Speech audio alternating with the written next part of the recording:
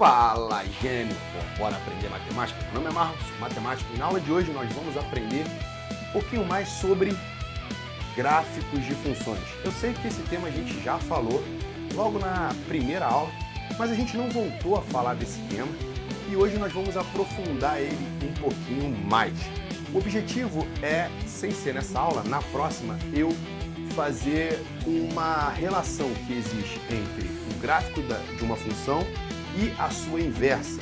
Lembra que funções inversas foi o tema da nossa aula passada. Então o objetivo dessa aula é aprofundar um pouco mais o conceito de gráficos de funções para, na aula seguinte, nós fazermos uma propriedade que existe entre o gráfico de uma função e sua inversa. Gênio, eu sempre lembro, se você ainda não está inscrito no nosso canal, não deixe de se inscrever, solta o dedo nesse like e manda esse vídeo para aquele seu amigo que também está precisando aprender um pouco mais desse tema. Assim, você ajuda a nossa comunidade a crescer e esse conteúdo chegar cada vez em mais pessoas que precisam também aprender comigo. Vem comigo, porque depois da vinheta a gente vai aprender um pouquinho mais. Então, vem!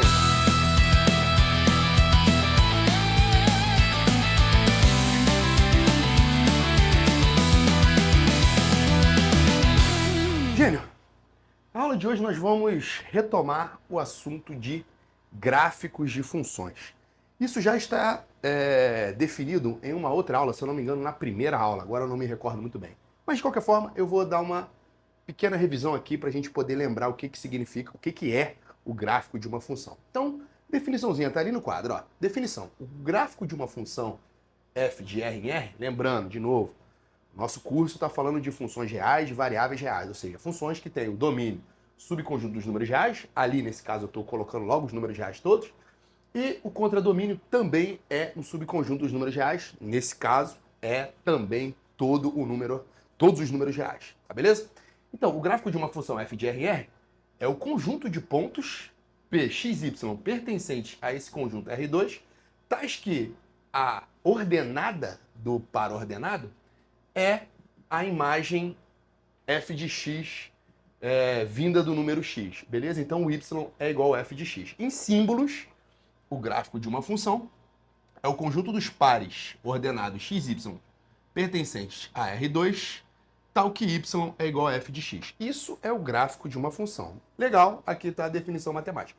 Agora eu pergunto para você, Jane, como a gente desenha um gráfico? E aí é que começa o X da questão. Por quê?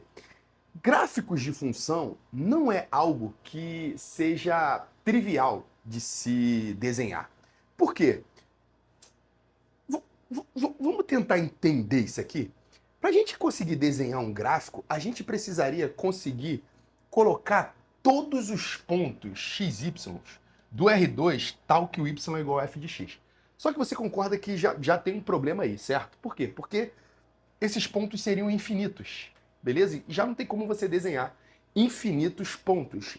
E mais do que isso, como a gente conseguiria de fato desenhar esse gráfico? Como isso seria possível?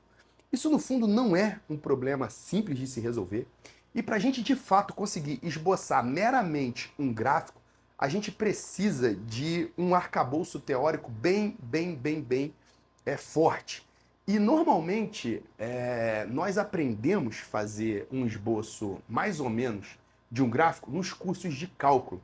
Porque ali você aprende certas ferramentas que vão te ajudar a, de fato, conseguir esboçar um gráfico da maneira mais correta possível. Por quê? Porque existem propriedades das funções que nós só vamos conseguir, de fato, mostrar que aquelas propriedades estão ocorrendo quando nós estamos com uma ferramenta teórica poderosa para conseguir nos auxiliar a construir aquelas propriedades. Beleza? Então, normalmente, a nível de ensino médio, nós não desenhamos. Normalmente é algo que os professores nem cobram, os livros didáticos não fazem muito menção a isso. Simplesmente colocam alguns gráficos específicos, que são os gráficos de funções quadráticas, funções afins, e eles não dão muita importância a esse tema, já sabendo que para você construir um gráfico de maneira mais ou menos precisa, ou de maneira precisa, você precisaria de ferramentas do cálculo diferencial integral. Então, por isso que isso normalmente não é cobrado no ensino médio. Porém, as provas cobram dos alunos pelo menos um entendimento qualitativo dos gráficos. E para alguns casos específicos, a saber, retas e parábolas, que normalmente são os que mais aparecem aí nos exames de vestibulares, no Enem, eles pressupõem que o aluno sabe algumas propriedades básicas desses dois casos. E normalmente são esses que aparecem, beleza? Então hoje eu vou dar mais ou menos uma ideia de como a gente constrói o gráfico de uma função a partir justamente do gráfico de uma parábola, de uma função, não no gráfico de uma parábola, né? Onde o gráfico é uma parábola e esse gráfico é de uma função do segundo grau. Hoje nós vamos fazer isso. Então, para isso, Gênio, eu desenvolvi mais ou menos um roteirinho aqui, ó, que nós vamos utilizar para construir o gráfico de uma função. Beleza? Então, o que o meu roteirinho diz? Para a gente construir o gráfico, a gente precisaria, de novo, construir uma tabela. Então, eu já estou te dizendo porque eu comecei a aula falando sobre isso, né? Como é que eu iria desenhar o gráfico se eu preciso construir todos os pontos tais que acontecem isso daqui, e eu já te disse que os pontos seriam infinitos. Então, para eu construir uma tabela, eu já não conseguiria construir. Por quê? Porque se eu fosse construir uma tabela, essa tabela seria infinita, né? Partindo do pressuposto que o meu domínio é um conjunto infinito e o meu contradomínio também é um conjunto infinito. Então, construir uma tabela com infinitos pontos seria impossível. Então, para a gente não ficar nessa impossibilidade, a gente constrói com alguns pontos específicos.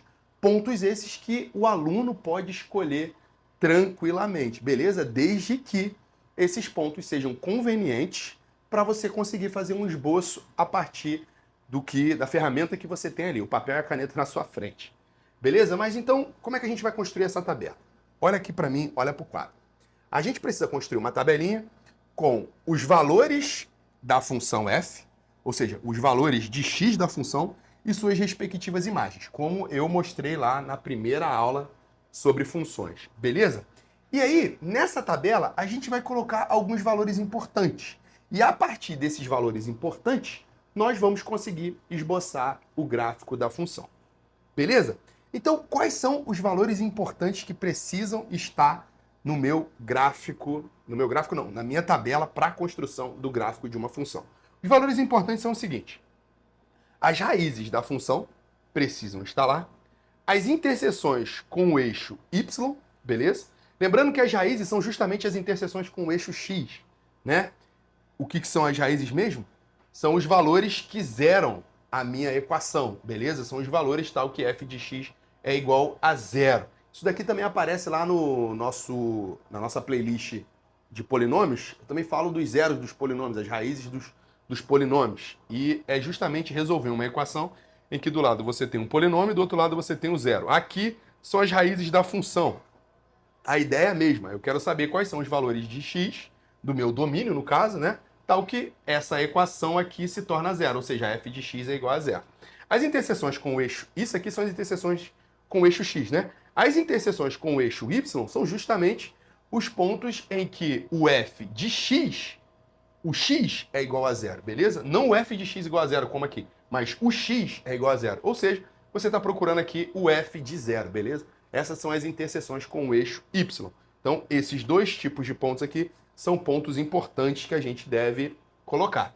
E, claro, como a gente só vai desenhar parábolas, gráficos que são parábolas e retas, nos casos das parábolas, a gente sempre vai precisar colocar lá outros pontos que são importantes. São os valores de máximos ou mínimos, aí vai depender de qual é a parábola que você vai desenhar, se é uma parábola com concavidade voltada para cima ou se é uma parábola com concavidade voltada para baixo. E essas duas parábolas aqui, elas têm propriedades específicas, né, a partir da nossa função, ou seja, a partir da expressão da função eu consigo dizer quando que a parábola vai estar assim, quando que a parábola vai estar assim, beleza? Ou seja, com concavidade para cima ou com concavidade para baixo. Isso está muito bem explicado na nossa playlist sobre função quadráticas, beleza? Então, após essa playlist aqui, você vai lá na playlist de função afim e depois você vai na playlist de função quadrática, certo? Essa é a ordem natural. E lá, na playlist sobre funções quadráticas, eu explico muito melhor isso daqui, né? Mas só para a gente poder desenhar aqui o gráfico de uma função, eu vou assumir que você já viu isso. Se você ainda não viu, dá uma olhadinha naquela lá que vai ser importante. Não tem nenhuma perda de generalidade você ir lá assistir um pouco daquelas aulas e depois voltar aqui. Com o que você aprendeu até o momento, você já tem condições de ir lá assistir algumas aulas e voltar aqui e assistir essa aula aqui novamente. Beleza? Então, para isso a gente vai precisar calcular os valores de máximo ou mínimos da minha função quadrática. Beleza? E as suas respectivas abscissas. Porque uma vez que você tem aqui, imagine essa parábola aqui, se ela está voltada para cima, isso daqui ó, é um valor mínimo, certo? E o x correspondente aqui, esse valor x aqui correspondente, é a abscissa, né, que vai gerar o valor mínimo. Da mesma forma, essa daqui seria um ponto de máximo, e você tem lá no eixo x uma abscissa x, que seria a abscissa cujo valor da função assumiria o valor máximo. Beleza? Então a gente precisa construir esses valores. Com esses valores aqui, já é o suficiente para a gente conseguir construir o gráfico de uma função. Beleza, Gênio? Então basicamente é isso. Essa aula aqui é muito mais uma aula prática. Porque falando aqui o que eu estou dizendo para vocês, é difícil entender aonde eu quero chegar. Então a melhor forma é você pegar um exemplo prático e tentar escrever e encontrar o gráfico da função. A gente comenta algumas coisas que são importantes e o porquê que eu disse que desenhar gráficos não é de maneira nenhuma algo trivial e precisaria de um arcabouço teórico forte para conseguir desenvolver isso. Beleza, gente? Mas com o que nós temos aqui já é suficiente. Já coloquei aqui ó, o nosso exemplo prático, que nós vamos treinar para desenhar o gráfico. E aí, treinando a partir desse exemplo aqui, eu faço alguns comentários interessantes. Então vem comigo, o quadro vai mudar, eu vou apagar tudo isso aqui. Se você não tirou um print, eu vou sair da frente para você tirar agora. Beleza, sair da frente, tiro o print. Vem comigo porque eu vou apagar e a gente faz esse exemplinho aqui. Vem! Gênio, estamos de volta e agora nós vamos construir o gráfico dessa função aqui. Veja que eu só apaguei, tirei aquele plano cartesiano que tinha ali, já construí a tabela que a gente vai utilizar aqui, construí um plano cartesiano bem amplo aqui, pelo menos pegando os pontos principais que nós vamos utilizar, e aí sim a gente consegue desenhar esse gráfico. No fundo é esboçar o gráfico, né? O nome técnico é esboçar o gráfico. Então, a gente vai seguir aquele roteirinho que eu tinha colocado aqui, que eu sei que você já copiou no seu caderninho. Beleza? O que a gente precisa colocar aqui? Quais são os pontos principais que a gente precisa colocar aqui? Primeiro, as interseções com os eixos orientados. As interseções com o eixo Y, beleza? E as interseções com o eixo X. As interseções com o eixo X é o que nós chamamos de raízes da função. Beleza? Então, os primeiros pontos que a gente precisa calcular para conseguir colocar na nossa tabela são as interseções com o eixo X, com o eixo Y, e as interseções com o eixo X, como eu já disse, são chamadas de raízes da função. Ou seja, são os valores f de x com os quais f de x se torna zero, beleza? Aí para você calcular esses valores, gente, você pode usar, já que nós estamos falando de uma equação do segundo grau, beleza? Porque uma vez que eu fizer f de x e f de x é isso daqui igual a zero se torna uma equação do segundo grau. Aqui você tem a função quadrática. Quando você está procurando as raízes, quando você está procurando um valor da função, aí você transformou a função em uma equação. Beleza? Não que você transformou, mas o que você vai utilizar para conseguir encontrar esse valor é uma equação. Função é um conceito, equação é outro conceito. Não confunda isso, porque aqui você já aprendeu que são coisas distintas. Beleza? Outra coisa que eu não mencionei antes da gente fazer esse cálculo aqui é que eu já coloquei a tabela e montei a tabela de um jeito para fazer aquela analogia com a nossa máquina. Lembra que eu falei para vocês que na nossa máquina, que é a função, nós colocamos os valores de x e para cada valor a máquina processa e devolve um valor? Eu já coloquei mais ou menos aqui o desenho de forma que você perceba que Na coluna da esquerda são os valores que entram dentro da máquina, beleza? Então aqui, ó, na coluna da esquerda, eu estou simbolizando aqui por esse desenho, são os valores que entram dentro da máquina. A máquina vai processar esses valores e vai devolver um valor específico aqui que vai ser colocado na coluna da direita. Então já pensa que para cada valor que você coloca aqui, você está colocando na coluna da esquerda, a sua máquina processa, devolve e esse valor vem aqui para a coluna da direita. Observe o que eu comecei falando. Desenhar um gráfico é algo não trivial. Por quê? A nossa tabela, teoricamente, deveria ser infinita. E não tem como eu fazer uma tabela infinita. Nem eu, nem você, nem ninguém. Beleza? Então, é por isso que a gente já tem que começar a fazer algumas adaptações. Começar a ter um entendimento melhor da função, sem precisar colocar todos os pontos. Tá maneiro? Mas vamos por partes. Então, primeiro ponto que eu quero encontrar é quando a minha f de x é igual a zero. São as coordenadas, né, que interceptam o eixo do x, beleza? Então vamos resolver essa equação aqui. Essa equação é escrita da seguinte maneira: x ao quadrado menos 6x mais 8 igual a zero, beleza? De novo, duas formas de você resolver isso. Você pode resolver por soma e produto, que são as relações de Ra. Isso está bem explicado nas nossas aulas sobre polinômios, beleza? Ou você pode também utilizar a fórmula de Bhaskara. Eu sempre aconselho os meus alunos a tentar primeiro por soma e produto. Por quê?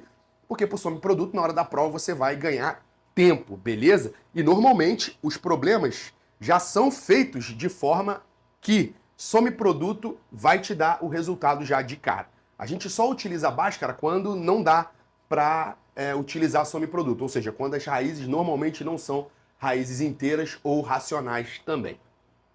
Mas beleza, então vamos tentar. Eu estou procurando dois números cujo produto deles dá 8 e cuja soma dá 6, beleza? Porque eu tenho que trocar o sinal. Daria menos 6, só que aqui é menos. Quando eu trocar o sinal fica mais 6. Então aqui, ó, a soma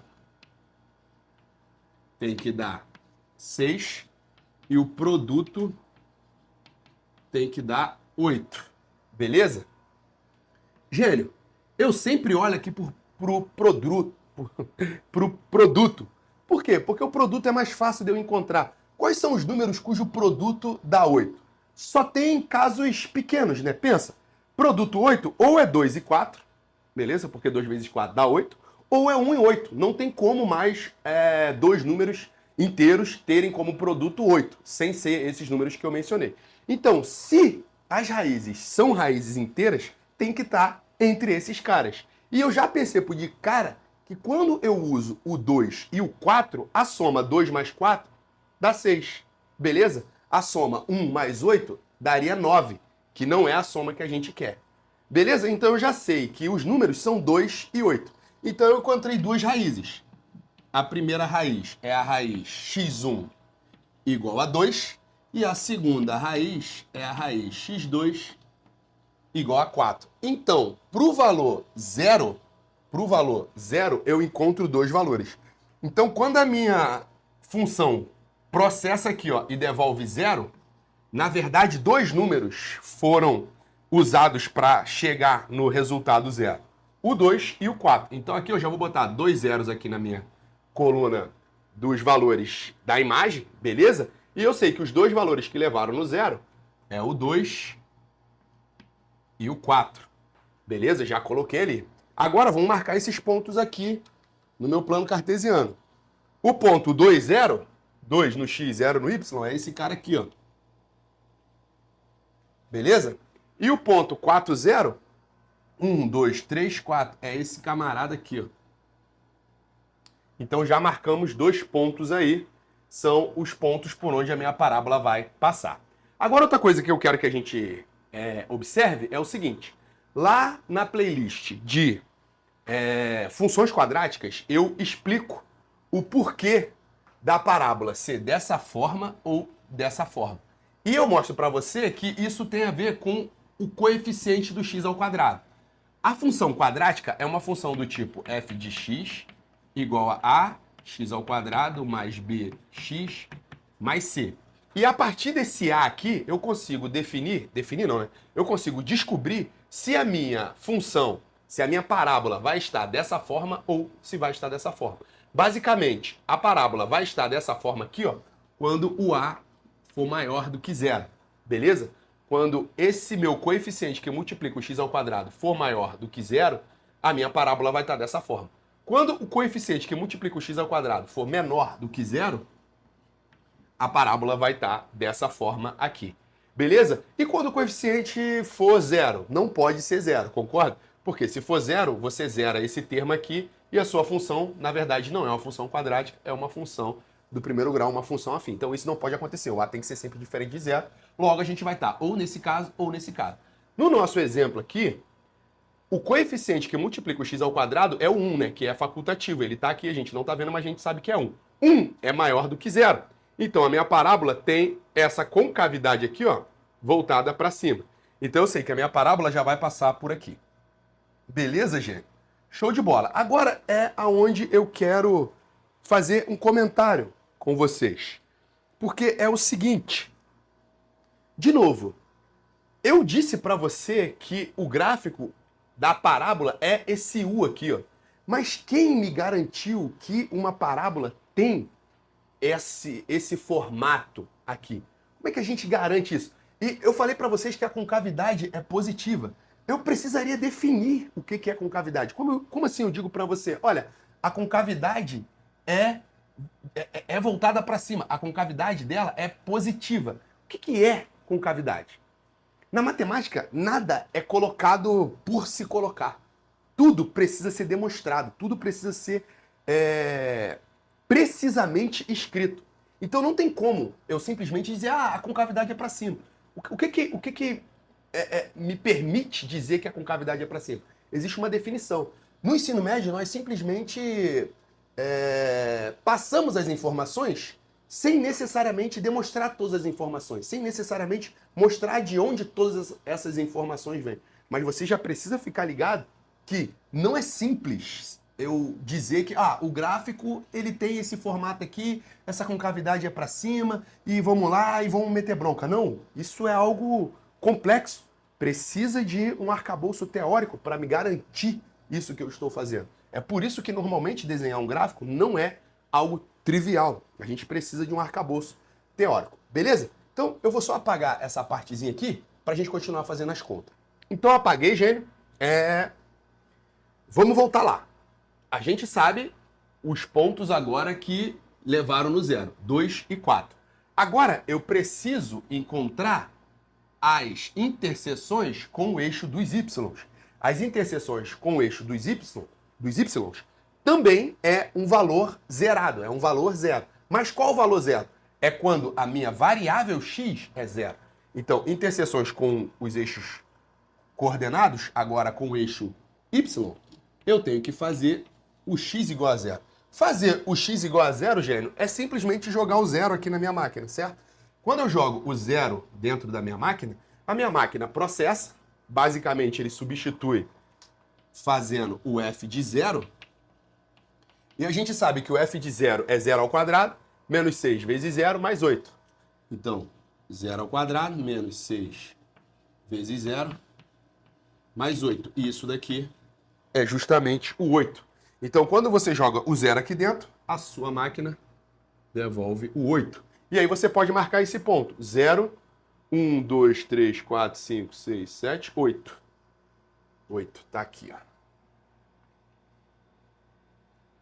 Então, ó, 1, 2, 3, 4, 5, 6, 7, 8. 0, 8. Esse ponto.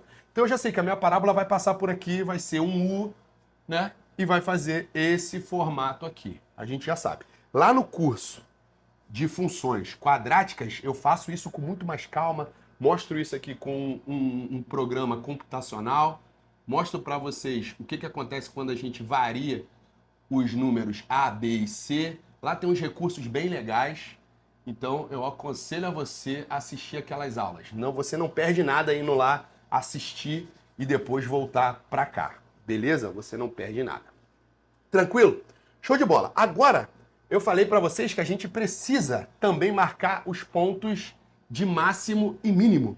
Como a minha parábola é algo dessa forma, eu sei que o ponto que eu preciso marcar é um ponto de mínimo.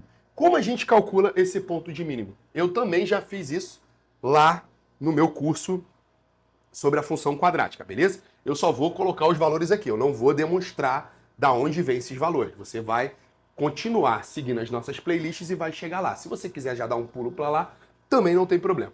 Então, o valor de máximo da minha função, o valor de máximo, eu vou escrever aqui, ó. Valor máximo ou mínimo, no caso da parábola, ele é escrito da seguinte forma. A gente sabe que o valor máximo ou mínimo é o y do vértice e ele é calculado como menos delta sobre 4a, beleza? Menos delta sobre 4a. O delta é aquele mesmo delta que a gente calcula lá na parábola, B2 menos 4ac. Então, a gente sabe que o B é menos 6, o C é 8 e o A é 1. Então, o y do vértice, que eu já vou calcular aqui, ele é, vou botar aqui, menos B2 menos 4AC, dá 36, menos 4 vezes 8. Beleza? 36 menos 4 vezes 8, dividido por 4 vezes 1, que é 4. Tranquilo? Então, o meu y do vértice aqui, ele é 36, 4 vezes 8, 32, beleza? Então, dá menos 36 menos 32 aqui, dividido por 4. Menos 36, menos, na verdade, que está por fora aqui do parênteses, 36 menos 32 dá 4, beleza? Então, daria menos 4 em cima, porque 36 menos 32 dá 4, dividido por 4. Isso daqui daria menos 1. Então, o meu y do vértice é justamente o menos 1, beleza? Então, eu já sei que aqui, ó, é o valor menos 1. Esse é o y do vértice. A máquina devolveu aqui. Quem foi o cara que a gente jogou para dar esse menos 1? É justamente a média aritmética entre esses dois caras aqui. Aqui é o 4 e aqui é o 2. 4 mais 2 dá 6, dividido por 2, 3. Então, é justamente esse cara aqui. Eu já sei que o cara que eu joguei lá dentro é justamente o 3. Beleza? Isso está demonstrado, galera, no nosso curso sobre a função quadrática, tá? Então, não se preocupa se você não está entendendo o que eu estou fazendo aqui. Você vai entender em breve quando você continuar nas nossas playlists. Aqui não é o momento. Você só precisa saber esses pontos aí, usar as fórmulas. Como a gente calcula esse x do vértice aqui? Esse x do vértice, ele é calculado como menos b sobre 2a. Veja que você tem o menos b vai dar menos 6, que vai dar 6. Isso daqui vai dar 6. Tranquilo? Dividido por 2 vezes a. 2 vezes a vai dar 2 vezes 1, que é 2. Isso aqui dá justamente o 3, que é o cara que eu coloquei aqui. E eu sei que ele é a média aritmética entre as duas raízes. Tá maneiro? Então é por isso que ele tá aqui. Guarda aqui esses valores, né? Principalmente essas fórmulas aqui, para você fazer os exercícios que eu vou deixar para você no final dessa aula. Tá maneiro? Porque eu quero que você faça alguns desenhos de algumas parábolas. Tá bom? Grave essas fórmulas aqui, porque você vai utilizar. Logo, daqui a mais um tempinho, você já vai ver a demonstração da onde vem esses valores aqui. Eles também não caíram do céu. Existe uma teoria por trás, existe provas matemáticas que vão chegar nesses valores aqui. No determinado tempo, vocês vão aprender isso. Por hora, eu só quero que vocês gravem. Para a gente achar o y do vértice, menos delta sobre 4a, o x do vértice, menos b sobre 2a. Então, o ponto que eu encontrei é o ponto 3 menos 1. Então, ó, menos 1 está aqui, 3 está justamente aqui.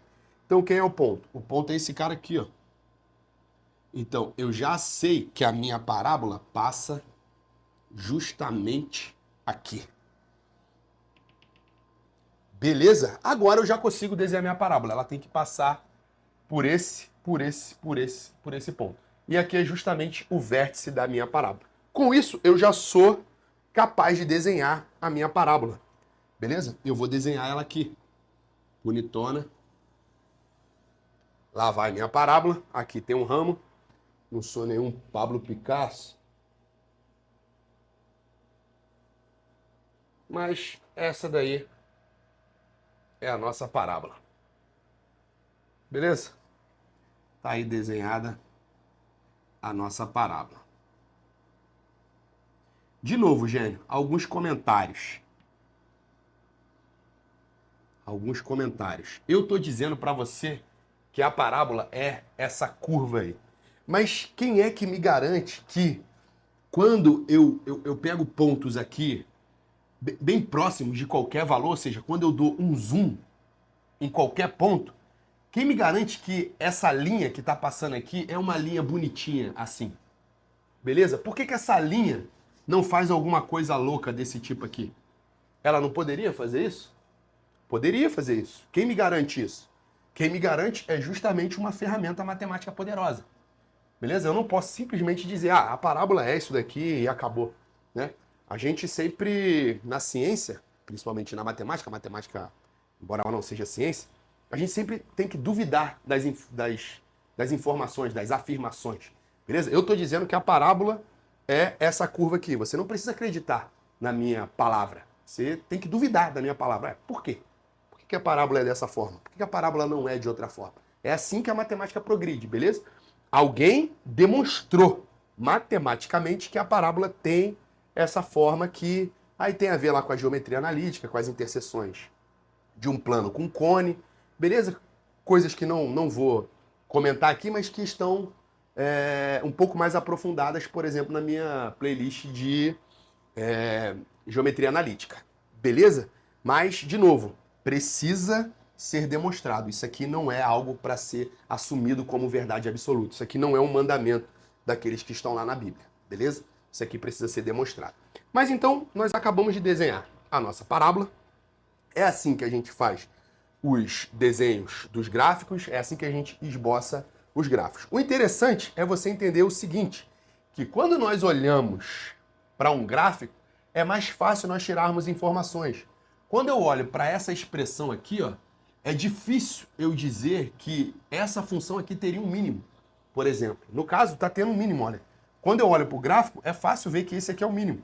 Esse aqui é o ponto -1, beleza? Esse aqui é o ponto 3. Então, o valor -1 é o mínimo dessa função, beleza? Então, uma vez que o gráfico está desenhado e eu, de fato, desenhei o gráfico, eu sei que aquele ali é o gráfico, eu simplesmente não assumi que aquele é o gráfico, ou seja, eu desenhei, de fato, utilizei técnicas matemáticas poderosas e consegui desenhar o gráfico.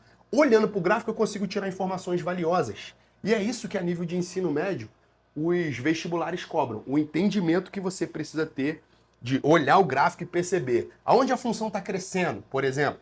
Então, se eu olhar para esse gráfico aqui, ó, eu sei que do ponto 3 em diante, a minha parábola, por ser dessa forma aqui, ela está crescendo, beleza? Se eu pegar dois valores aqui, ó, o 3 e o 5, por exemplo, o 3 é menor que o 5. O valor que a função assume no 3 é também menor do que o valor que a função assume no 5. Então, por isso que eu sei que a função está crescendo nesse ramo aqui, de 3 em diante.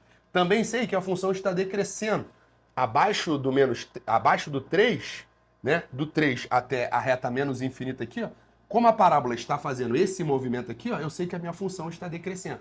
E é isso que você precisa entender quando você olha para um gráfico, beleza? Só que construir gráficos, nós, a nível de ensino médio, só vamos construir o gráfico da parábola e da reta, beleza? E algumas funções trigonométricas. Nada além disso. Tranquilo? Mas a seu tempo a gente vai construir cada um deles. Espero que você tenha gostado dessa aula. A gente ainda tem alguns comentários a fazer sobre gráficos. Na próxima aula eu vou fazer relação que existe entre o gráfico de uma função e o gráfico da sua função inversa. Então vem comigo, que a gente ainda tem muita coisa para aprender, mas essa playlist já está quase no fim. Então, vem!